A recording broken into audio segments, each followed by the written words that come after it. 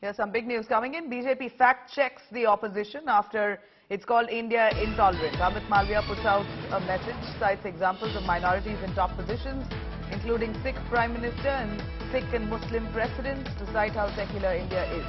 The BJP has also dared Mufti to show secularism by backing a Hindu Jammu and Kashmir Chief Minister.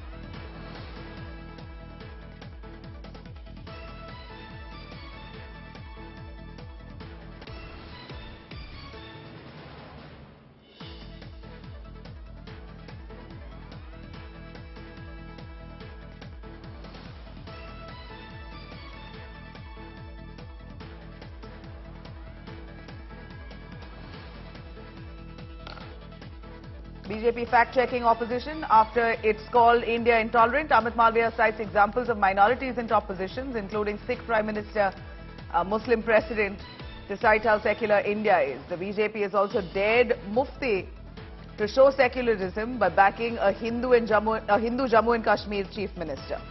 Let me quickly cut across to Rahul Gautam, joining us live for more on that. Rahul, a quick word from you. What's prompted Amit Malviya to cite examples of secularism in India? Congress party is back to doing what it does best, that is undermine India's image and play the fake Islamophobia narrative wherever possible. Clearly, they have forgotten Dr. Manmohan Singh, who came from the Sikh community. Perhaps Mr. Chidambaram never really considered Dr. Manmohan Singh to be the Prime Minister of India for obvious reasons. But having said that, even the topmost constitutional position of the President of India was held by APJ Abdul Kalam, Fakhruddin Ahmad, Gyani Zail Singh and others, all belonging to the minority community.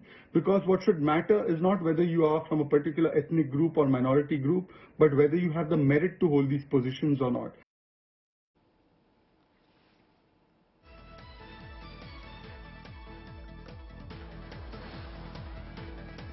All right, BJP now reacting to Mehbooba Mufti, saying that India has several examples of secularism. You have a Sikh Prime Minister, a Muslim President, showing India's secular nature. Asking Mehbooba Mufti now to back a Hindu Chief Minister for Jammu and Kashmir to show her secularism.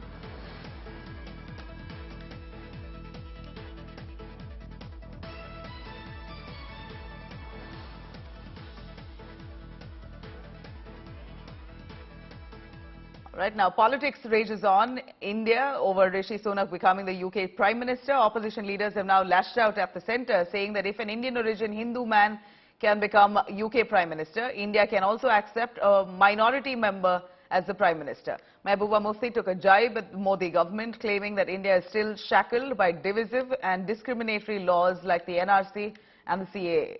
Shashi Tharoor has taken a swipe at the centre, asking if it can happen in India too.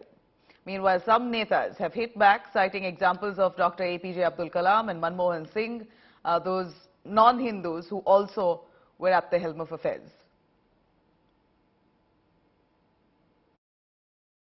I think already India had a minority Prime Minister in Manmohan Singh. India had minority presidents in Fakhruddin Ali Ahmad, in Zakir Hussain, in Zail Singh, and so on.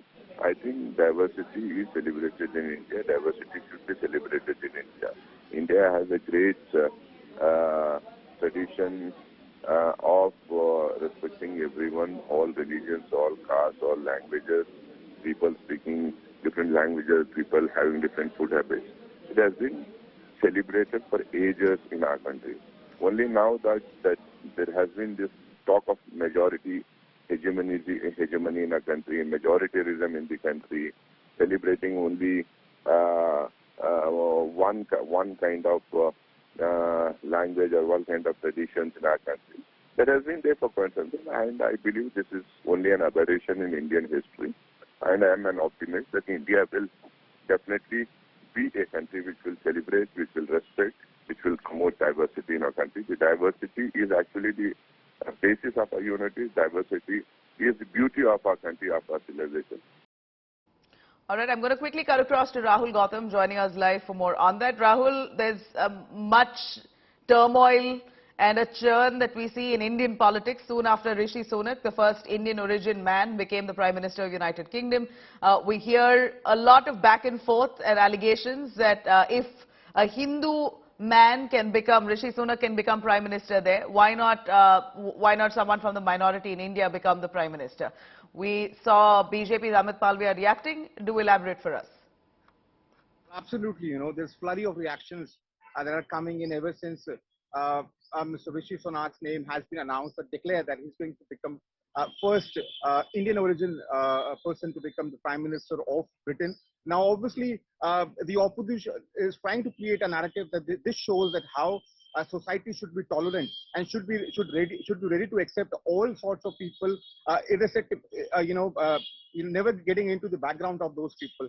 And now the BJP's leader, Mr. Amit Malviya. Let me quickly cut across to Amit Malviya itself, joining us on the phone line. Mr. Malviya, a quick word from you as you've reacted, saying India is indeed a secular country, and that shows with a Sikh man becoming the Prime Minister, a Muslim becoming the President. This is your response to the opposition. Do tell us more. I'm quite amused at the kind of response that we're seeing from opposition. If their idea of diversity and inclusivity is going to be drawn from the United Kingdom or the United States, then they clearly do not understand the inherent strength of our own country, the pluralism of it, or the dharmic rootedness of our own nation that has put 3 presidents from the Muslim community, Sikh as president. We've also had Sikh as Prime Minister who was born in undivided Pakistan and later went on to lead the country for 10 years. At one point in time, we had a Roman Catholic Italian-born Sonia Gandhi, who was a chairperson of the NAC and was a super Prime Minister of this country, while we had a Sikh Prime Minister in Dr. Manmohan Singh, who was sworn in to the office by Dr. APJ Abdul Kalam Azad, a noted Muslim scientist who was appointed by the NDA regime. And even today, we have a tribal woman as president. I mean, these are examples that this country has set for the world to emulate. And if Mehbooba Mufti believes that there is something inspirational about what the United Kingdom is doing, then I would urge her to walk the talk and back a Hindu or another ethnic minority community from the JNK for the chief ministership. Because for the longest time, we've had a Muslim as the chief minister of JNK, where Hindus are in a minority.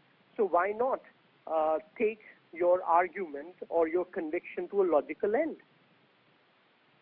Been resistance to vote to power a Hindu in Jammu and Kashmir, Mr. Malviya? I didn't get that question. Do you think there is visible resistance to vote a Hindu to power in Jammu and Kashmir? Well, JNK is a state that has seen the genocide of Hindus, and the National Conference was responsible for it. You had a Congress-led government at the center at that point in time with Rajiv Gandhi as the Prime Minister, and Abdullah's in control of the JNK. And Mehbooba Mufti's party and her father have been advocating the line of separatism. So it is a state which has marginalized Hindus like no other state in this country has done to any community. I mean, and this has happened in independent India. So the history of PDP and the National Conference is, soaked in the blood of Hindu Kashmiri Pandits. And they have to atone for it. And this could be one way to do it.